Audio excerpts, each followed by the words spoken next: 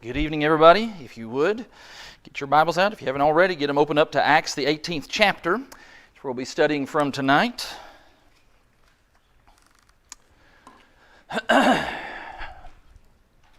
This technology headache, as of recent, will not be something that I will particularly miss when the time comes that we're gone. It'll be someone else's headache. But anyway, great to be with you tonight, and glad to be able to study together here from the book of Acts. Appreciate Glenn last week sitting in for me and finishing out chapter 17. And we can start fresh tonight here at the beginning of chapter 18 as we do continue here in the second missionary journey of Paul. And this will actually be here in the middle of chapter 18. It'll kind of sneak right by us if we're not paying attention. We'll come to an end of the second missionary journey, and then the third one will actually start. We'll have to take particular notice of that when we get to it. We'll see if we actually get that far tonight or not. As always, if you've got a comment or a question or anything you want to chip into our discussion tonight, you feel free to get my attention, cut me off, whatever you got to do so that we can all benefit from one another. Paul spent some time there in Athens last week, and we're ready to kind of start fresh. He was all alone in Athens. We noticed that makes that a little bit different from some of the other places that Paul had been. And I think in many ways, what we're going to see here is that this, even though the text doesn't say this specifically here, I think this is actually maybe kind of a trying time for Paul. And maybe that's because of the fact that he has been alone here for this little window of time while he was in Athens. And part of how he was greeted there was some success. We noted there at the end of chapter 17, there was a couple of people mentioned and some others who did become Christians. But by and large, he was just kind of laughed out of town. You know, I don't know about everybody else, but I almost would rather somebody just violently oppose what I'm teaching as opposed to just being laughed at. Just, whatever, dummy, get out of here. You know, this stuff that you're talking about, a resurrection, this stuff's just ludicrous, just skedaddle on out of here. I wonder if maybe that kind of had some kind of an effect on Paul, on top of the fact that he was already alone. Then we'll add to that some things that we noticed from some other passages, some of Paul's writings later that refer back to this point in time where he's at. Paul's going to mention in 1 Thessalonians chapter 3 about how he was alone, and as well how in 1 Thessalonians chapter 2, how he had been turned away from the Thessalonians. So when he had been in Thessalonica earlier in chapter 17, he had kind of gotten run out of town, so some difficult circumstances there. Then we can add on top of that what Paul's going to write in the 1 Corinthian letter. In 1 Corinthians chapter 2, Paul makes mention of this occasion when he comes to Corinth, how he came and he was weak, and he was fearful, and he was trembling. Those are some of the words that the ESV uses in 1 Corinthians chapter 2.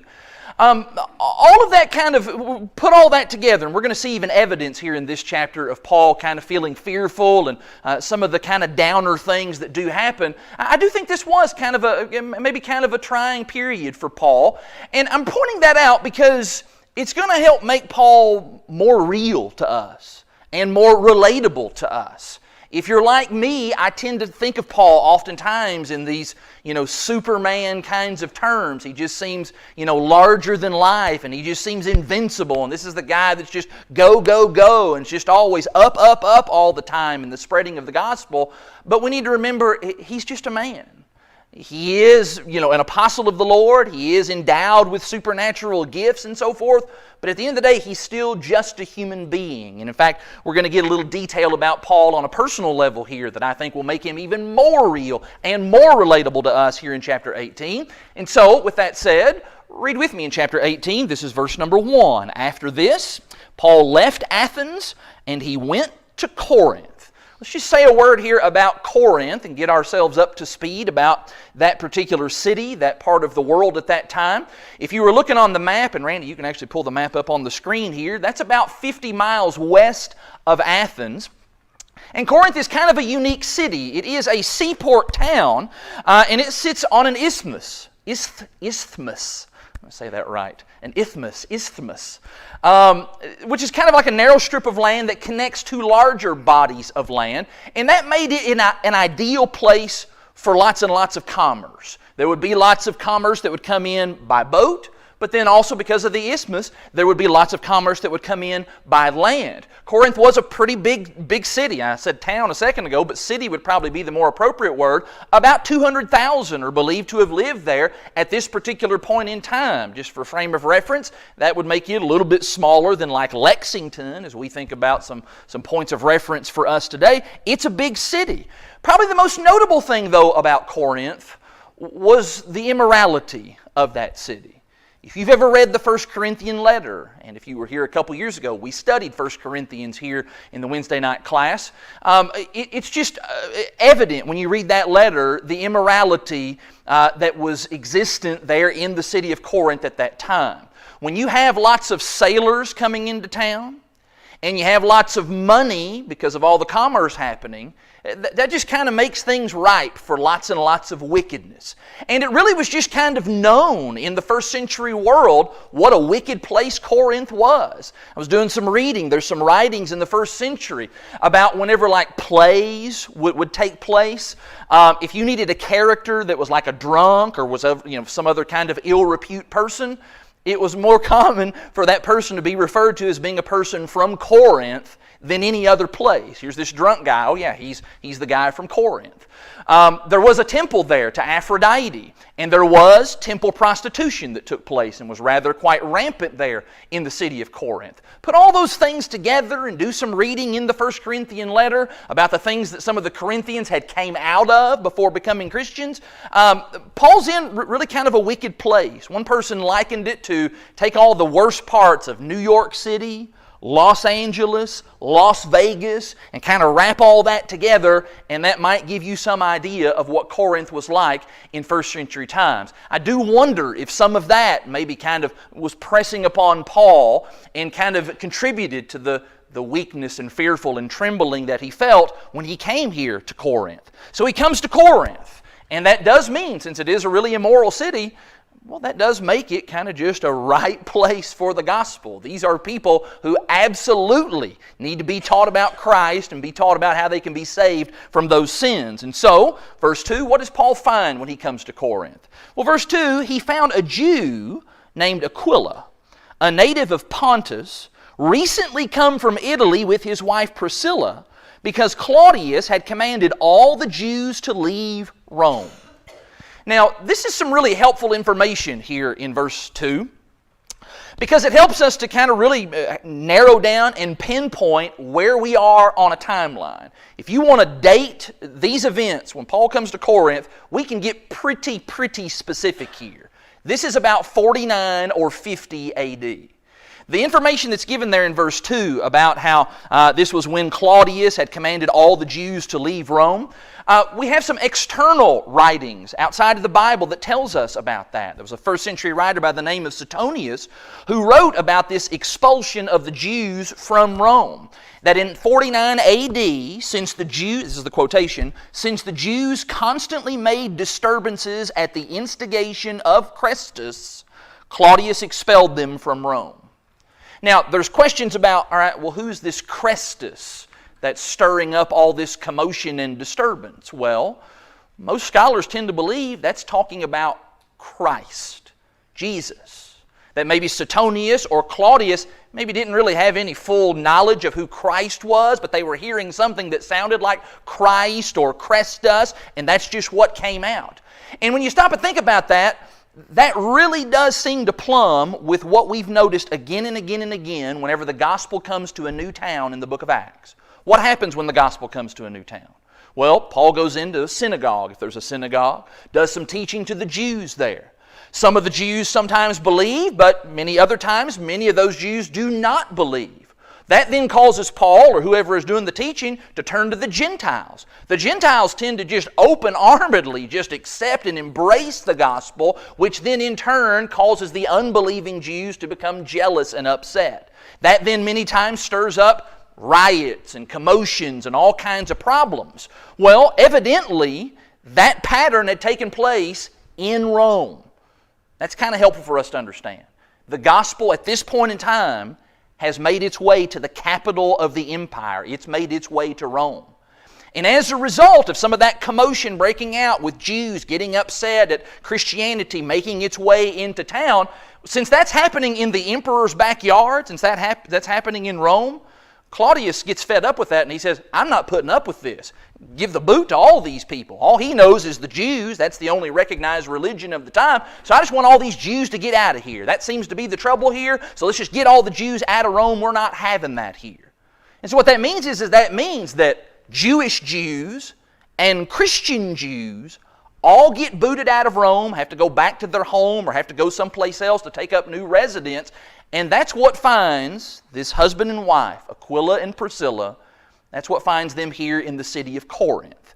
Just kind of as a side note, this issue here with the Jews getting kicked out of Rome, it also really serves as the impetus for the Roman letter that we've been studying on Sunday nights in the sermon series this year. Because there's that period of time there where all the Jews are out of Rome, leaving only Gentile Christians in Rome. And it's not until 54 AD when Claudius dies and that edict is lifted that the Jewish Christians can then come back to Rome. They then reassimilate with that Gentile church and now they're trying to somehow get along, Jews and Gentiles being the church. And that's causing all kinds of friction, which is why in 57 AD, Paul then has to write that letter that we know as the Epistle to the Romans. That's totally not specifically happening here at this time, but it is helpful information for us to understand what's going on in the Roman letter. So Paul meets up with these two folks they are Jews, but they evidently are Christians as well. Lots of folks tend to think that maybe Paul and Aquila and Priscilla, their paths had crossed at some other time. We don't have any evidence of that. We don't have any evidence that Paul helped to convert them. For all we know, this may have been the first occasion of Paul encountering Aquila and Priscilla and striking up this friendship. We are going to notice as you continue reading throughout the New Testament, Aquila and Priscilla become in many ways just kind of some right-hand man and woman for Paul in many ways. They are so helpful to him in his work as a preacher and as an evangelist, and so we'll see their names pop up time and again throughout the remainder of the New Testament documents. Maybe the thing that kind of brings them all together and causes them to strike up this friendship is what we're then told in verse 3. The end of verse 2 says that he went to see them, and because he was of the same trade, he stayed with them and worked, for they were tent makers by trade. And then verse 4, and he reasoned in the synagogue every Sabbath, and he tried to persuade Jews and Greeks. So Paul's got this in common with Aquila and Priscilla. They're tent makers. He's a tent maker. The term there for tent maker is really kind of a generic term. Probably this really just kind of means like a leather maker. I think, for example, if you were if you saw somebody that had a shop set up and it said saddle maker. Well, if you had maybe like a briefcase, like a leather briefcase, and the handle had broke off, in all likelihood, you could probably go into that saddle maker's establishment and they probably could fix your leather briefcase because saddle makers deal with leather. Well, in much the same way, that's the kind of thing that a tent maker did. Yes, they kind of probably specialized in the mending and putting together and building of tents and so forth, but this would have been like an occupation that would have kind of lent itself to lots of different areas and avenues that Paul could have worked. This is a skill that Paul would have had ever since he was at least 13 years old. The way that it worked in the Jewish tradition was that if you were a good father, especially if your son was going to go into the work of a religious occupation as a scribe or as a rabbi, and Paul, of course, would become a rabbi, before you went into that religious occupation, you had to be taught a trade by your father. In fact, there's a quotation that says, a father who did not teach his son a trade was teaching his son to be a thief. And so it was important to be taught some kind of a trade, and that was usually done by the time that you were 13. That's the bar mitzvah age. That's when you are considered, legally a man in the eyes of Judaism. That's still the case here in Orthodox Judaism even today. And so that was the skill that Paul was taught before he went into kind of, full-time rabbi work and doing all that sort of stuff. So he's carrying that occupation, he's carrying that trade with him as he does this work. It is interesting that Paul is doing this tent-making work. He's doing some work with his hands as he's here in the city of Corinth. It's interesting that later on, in the 2 Corinthian letter, 2 Corinthians chapter 11, Paul's actually going to have to kind of defend himself to the Corinthians.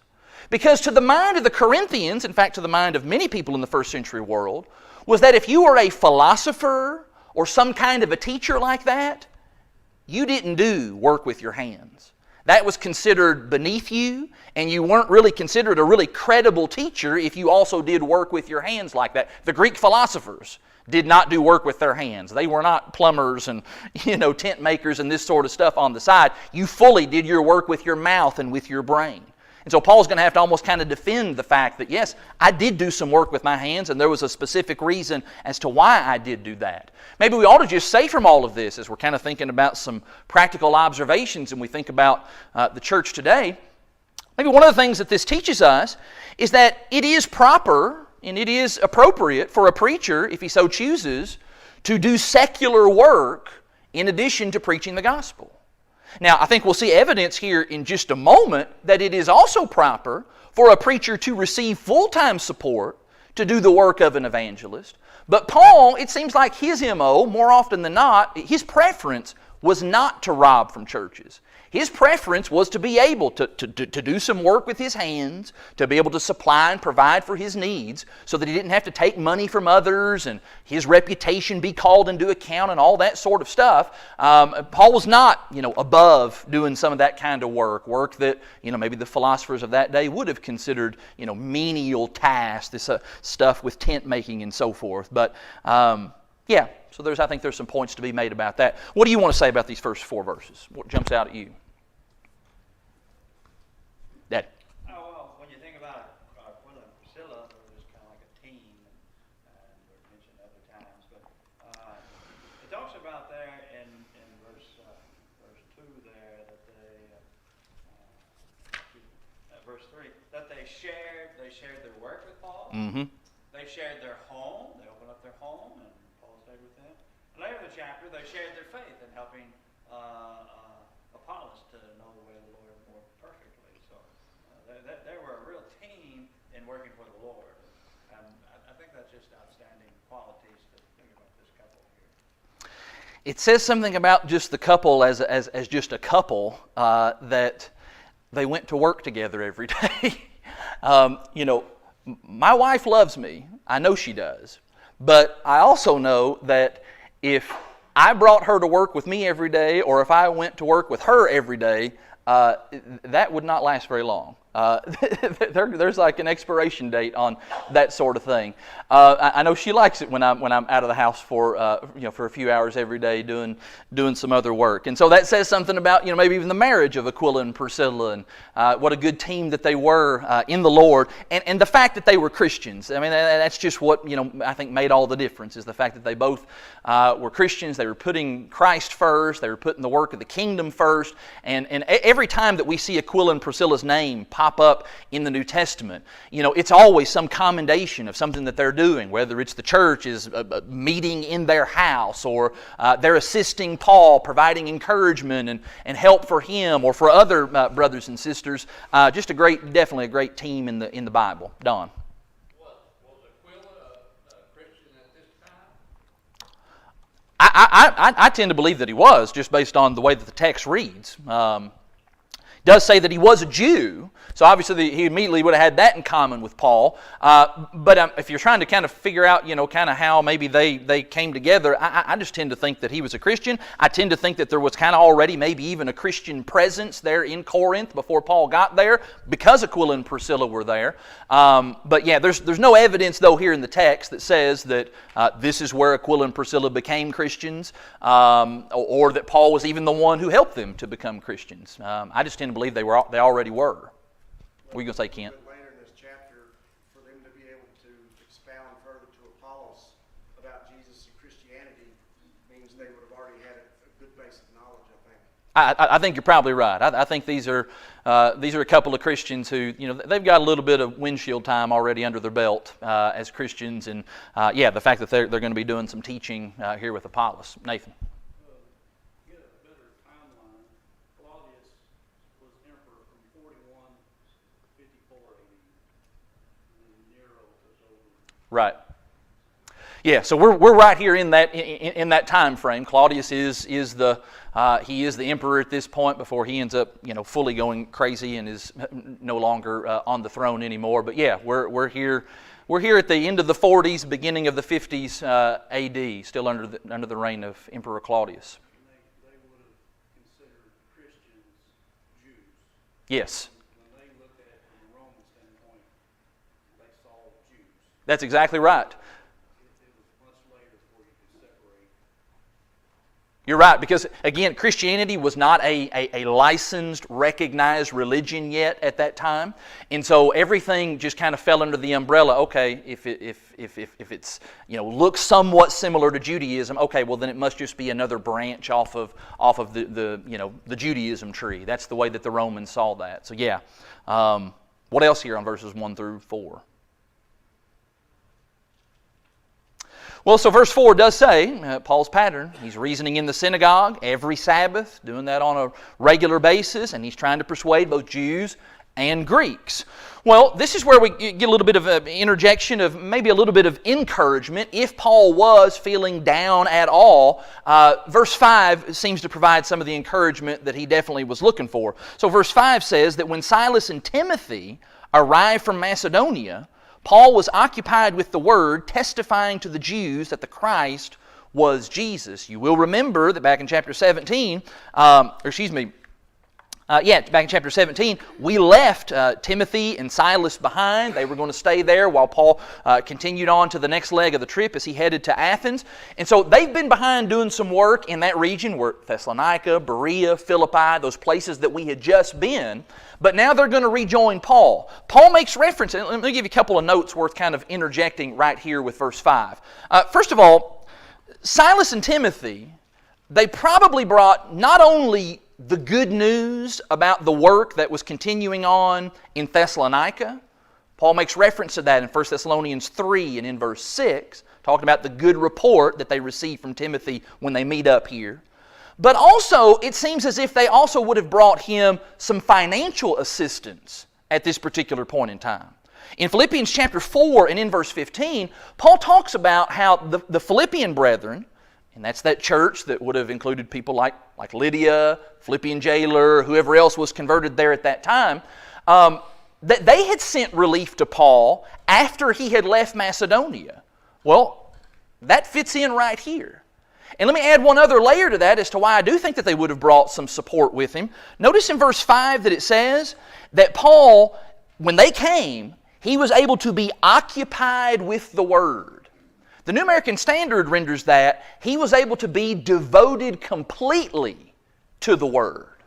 In other words, I take this to mean that when they got there and they brought the support, the financial aid that he needed, Paul was able to set aside the tent making for the time being so that he could be fully devoted to preaching and teaching. I think that's what's happening here in verse 5. I could be wrong about that, but trying to kind of connect some other passages in Paul's writings, number one, it's kind of a neat thing to do to see how the New Testament all fits together. But if you're kind of trying to fit and slot these events in, Philippians chapter 4, verse 15 forward, seems to fit right here in verse 5. The other thing to kind of note here in verse 5 is that this right here would have been right around the time when Paul would have wrote 1st and 2nd Thessalonians. That's when this would have been written. We're here at about 50, 51 A.D. That's when Paul would have wrote those letters. And again, you read the Thessalonian letters, and yeah, he's talking about some of these very events right here.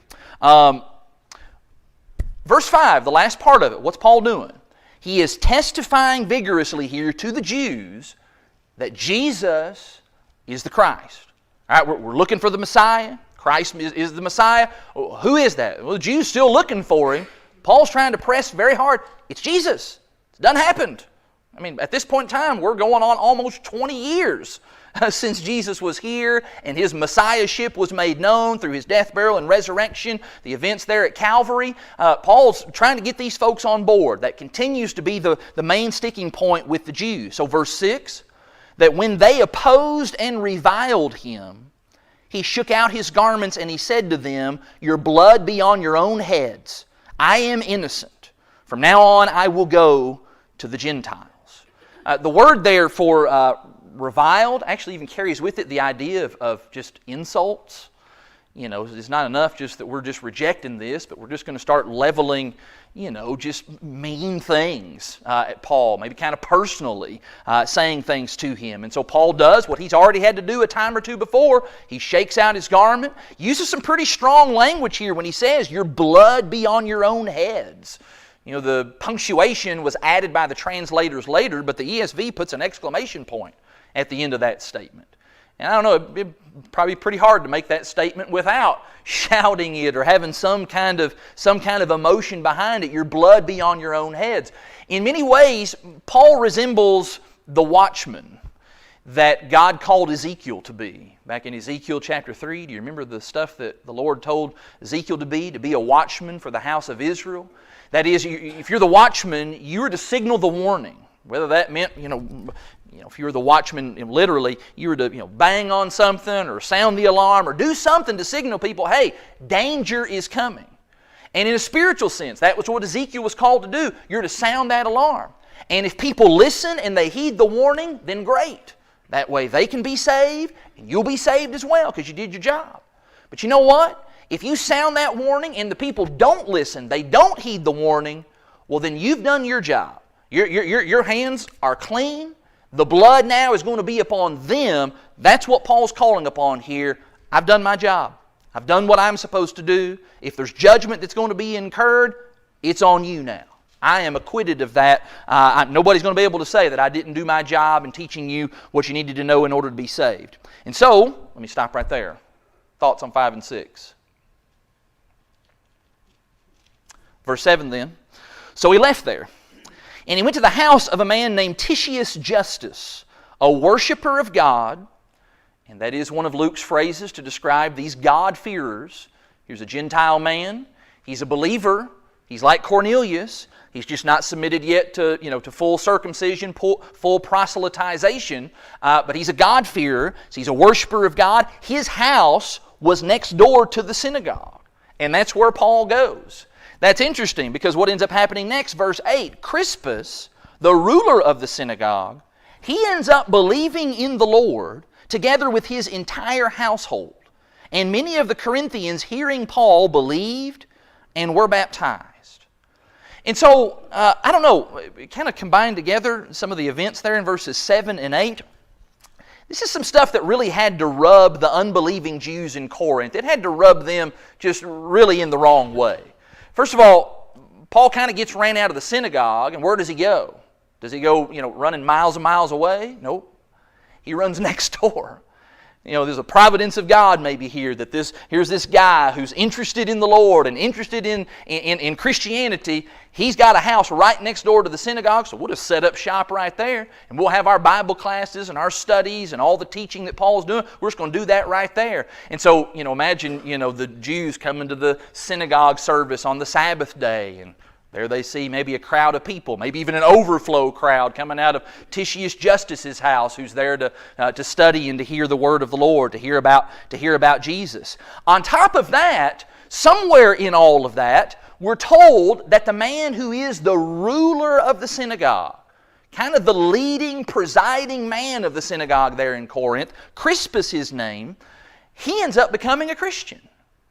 Now, the ruler of the synagogue had a really important role. That's the man who was responsible for organizing and setting up the services on the Sabbath day. He would line up who would be the speaker and all the other, officiating duties there. He's the man who presided over the assemblies. He is the man as well who was looked to if we needed somebody to interpret something in the law. Maybe somebody brings something up out of the reading of the law. He's the guy that was kind of looked at and called upon to give the official interpretation of that. He's a very important man, and he becomes a Christian.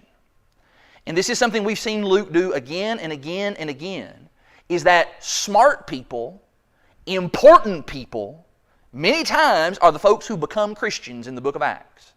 Which again is very different from our world today, at least the way that people think about Christianity. People look at Christianity and they say, that's for dumb people.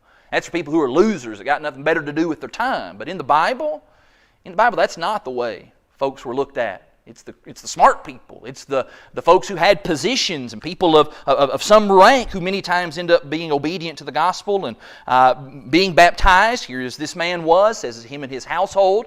we don't need to infer from that if Crispus had like little bitty children that meant they were baptized too. No.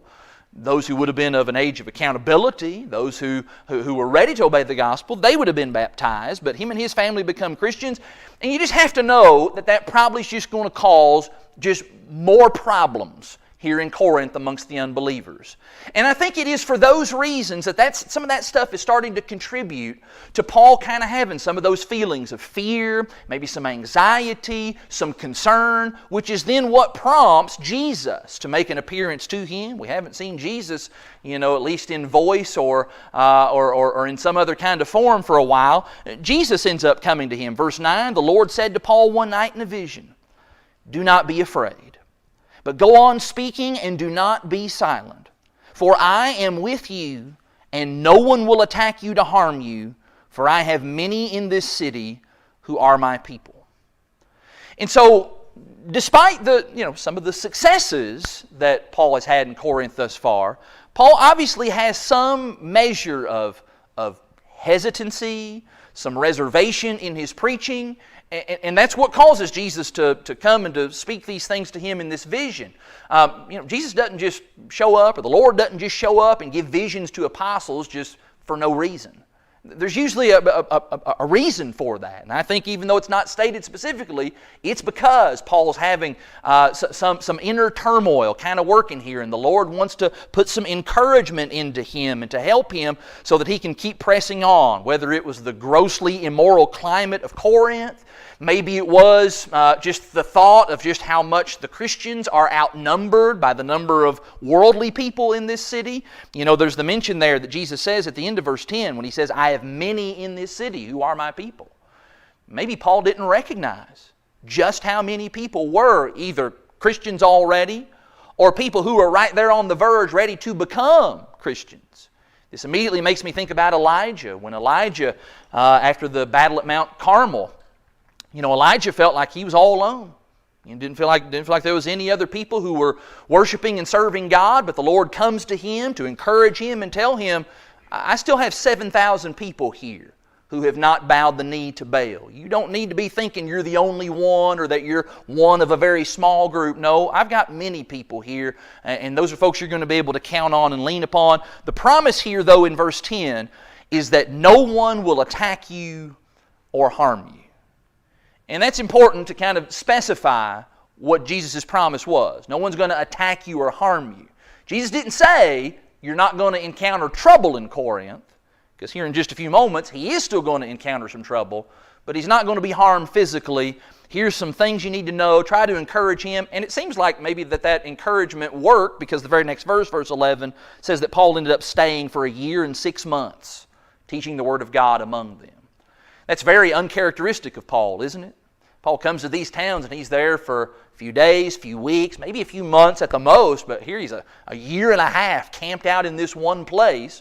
Lots of reasons for that. Lots of work that needs to be done, just the encouragement that Jesus gave him. Going to stick it out here in Corinth. Of course, the church at Corinth plays an important role in Paul's life and in his work.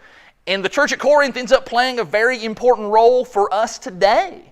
So much of what we know about the church, what the Lord wants the church to be, is found in those letters that Paul writes, 1st and 2nd Corinthians. And so the work that Paul's doing here during this year and a half is so important, and we're still feeling the effects of that even down to this present day. What else do you want to say down through verse 11? Other observations? Kent? Well, the unbelieving Jews that had reviled him and basically blasphemed God just earlier, then you have the chief ruler of the synagogue becoming a Christian, those around him. So the stage was set for Paul to be beaten with rods or stoned or, something, what he's already gone through. He's been through this before. The Lord's letting him know it's not going to happen to you, so you can rest easy about that. Yeah. Paul's, he kind of, by this point, he's kind of went through this same song and dance in a number of different towns. He probably kind of knows, okay, first this happens, then it escalates to this, then it escalates to this, and I know what's coming next. Somebody's going to start picking up stones or picking up some rods, and so the Lord comes to comfort him just at the right time. And I don't know, maybe there's just a good observation there for us to think about how the Lord in His providence, I don't believe that the Lord appears to us in visions like this today and provide this kind of direct encouragement. But in His providence, God many times does see to it that when we need this kind of a pick-me-up, when we need this kind of encouragement or we need some comfort, He sees to it that we get it, whether that's through His people, whether that's just through His Word. Maybe we come across a passage of Scripture that, man, I needed that. Maybe it's through preaching. We hear a lesson that, man, for where I am and what's going on in my life right now, I just needed that lesson big time. Whatever it is, God always sees fit to provide that for us. I've mentioned how, this past year during COVID, and I'm not unique in this, but I had some moments where, I was just really discouraged about different things. And it just never failed. The Lord, in His providence, saw to it that I got the encouragement that I needed. Whether that was somebody sending me a text message just out of the blue, or getting a card in the mail with a really nice note in it, or some other number of different things. The Lord is good in that way, and I'm thankful for that. And I think that's what Paul is the recipient of here at the end of, in Acts chapter 18. What other thoughts here down through verse 11? Nathan.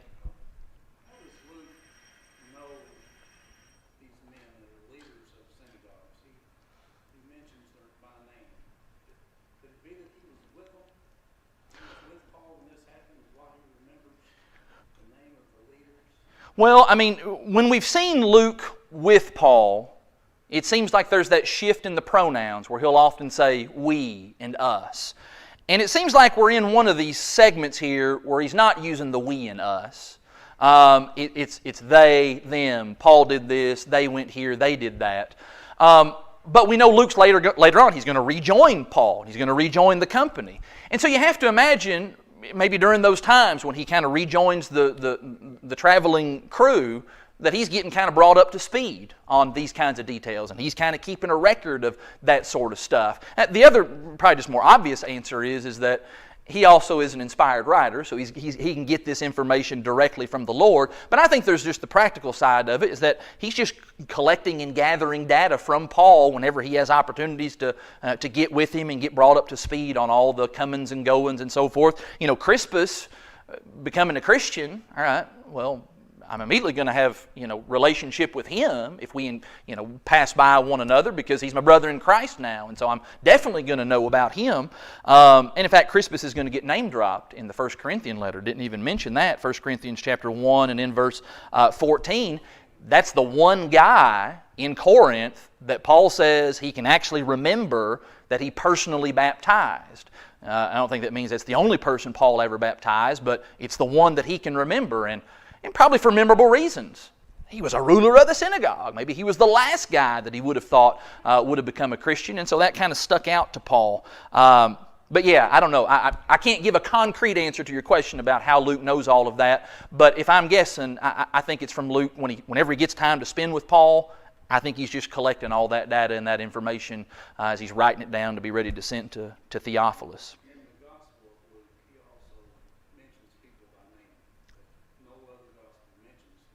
Yeah. Luke knows it.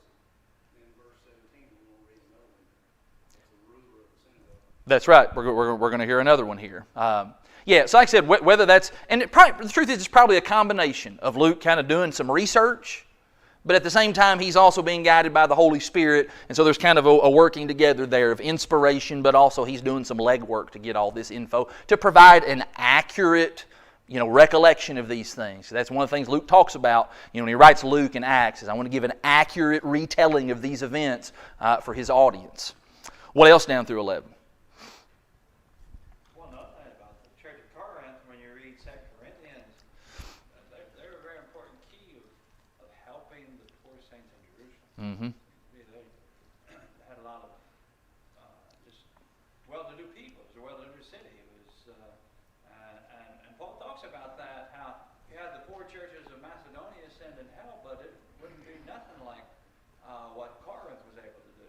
I mean, you can have small congregations, and they send $100, which is great, but here's Corinth, and they can send $10,000. Yeah. It's that kind of importance that they play, and Paul talks about that, because this help that was sent to the the Jews have helped blend together the Jews Mhm. and the Gentiles. They're so important.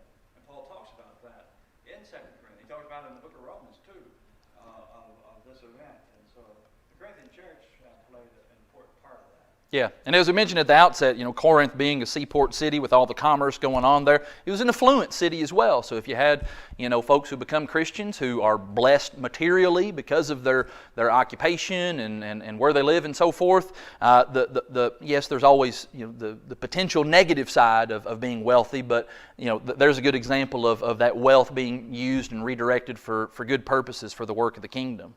Other thoughts down through 11.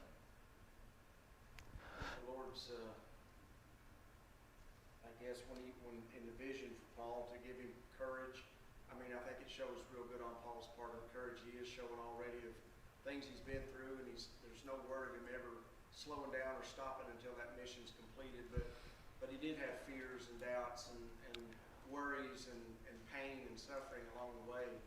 But it just goes to Paul's courage of keeping on with the mission that he's on. That's right, and maybe just one of the takeaways just from the first 11 verses is again just being reminded of what a real person Paul was, and that many times we don't feel like I don't feel like I can measure up, and that's okay, because here's a guy who probably felt like, well, I don't measure up all the time either, and he's a regular guy.